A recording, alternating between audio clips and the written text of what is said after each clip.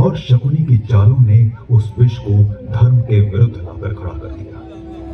और फिर आया वो क्षण जिसने संपूर्ण मानवता को लज्जित कर दिया। द्रौपदी का चीरहरण केवल पांडवों का व्यक्तिगत अपमान नहीं था, अपितु संपूर्ण नारी जाति का अपमान था, जिसकी परिणति बना महाभारत।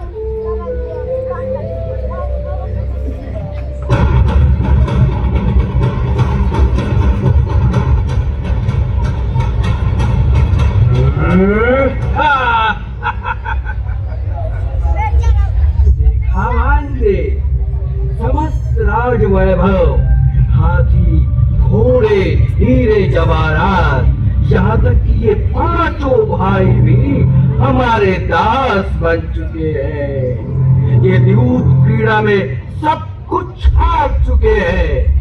अब इनके पास बचा ही क्या है भांजे? नहीं मामा, अभी भी एक अमूल्य वस्तु इनके पास शेष है। कौन सी भांजे? द्रौपदी। दुर्योधन! हाँ भांजे, द्रौपदी अभी बाकी है। ये भेद भी विचार करो। लो भांजे, द्रौपदी अब तुम्हारी दासी हुई। दुशासन, द्रौपदी को उसके केशों से घसीटते हुए इस राज्य सभा में लेकर आया जाए। जो आ गया भैया।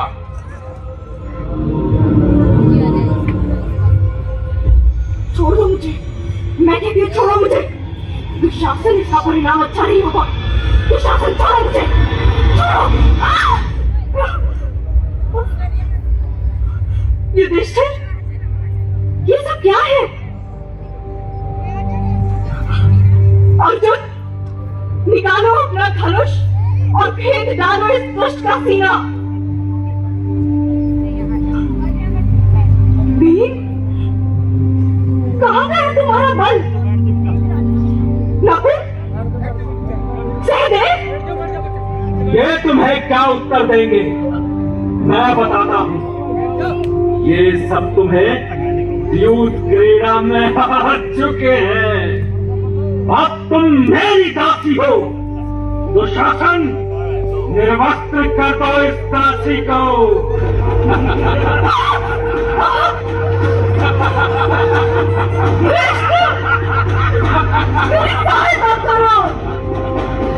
द्रौपदी की लाज बचाओगे।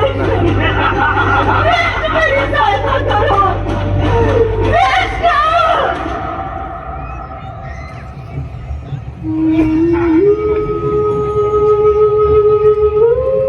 द्रौपदी के आर्तनाद के साथ ही युद्ध का अंतिम शंखनाद हो चुका था। इस धर्म युद्ध में आर्यवर्त के सभी राजाओं ने अपना अपना पक्ष चुन लिया था। मैं निश्चिंत था कि विजय धर्म की होगी, किंतु मेरी चिंता का विषय था एक ऐसा योद्धा जो यदि युद्ध भूमि में उतर जाता तो ये युद्ध कभी समाप्त ही नहीं होता।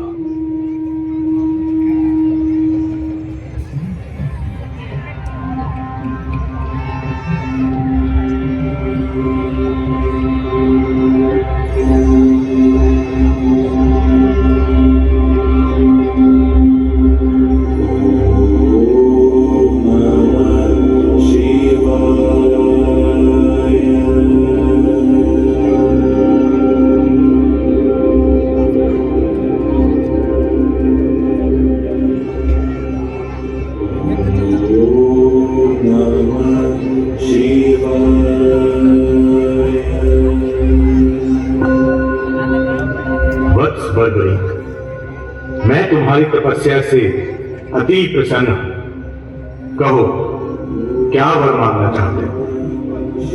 हे प्रभु, मुझे ऐसी शक्तियां प्रदान करें जिससे मैं धर्म की रक्षा कर सकूं। मैं तुम्हारे निस्वार्थ भाव को देखते हुए तुम्हें 3 ऐसे अमोघ बाण प्रदान कर रहा हूं जो संसार में किसी और के पास नहीं है। तथास्तु। आप धन्य हैं प्रभु, आप धन्य हैं।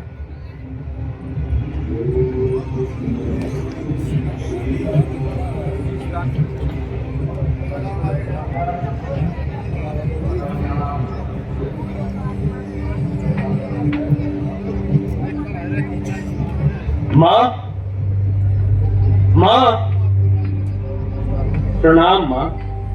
यशस्वी भव पुत्र। महाभारत का युद्ध आरंभ होने जा रहा है। ऐसा युद्ध जैसा इस धरा पर न पहले कभी हुआ और कदाचित ना कभी होगा। इस युद्ध में मेरे कुल के सभी वीर उतर रहे हैं। पितामह भीष्म, गुरु द्रोण, मेरे दादा श्री अर्जुन, भीम और मेरे पिता घटोत्कच भी रणभूमि में जा रहे हैं।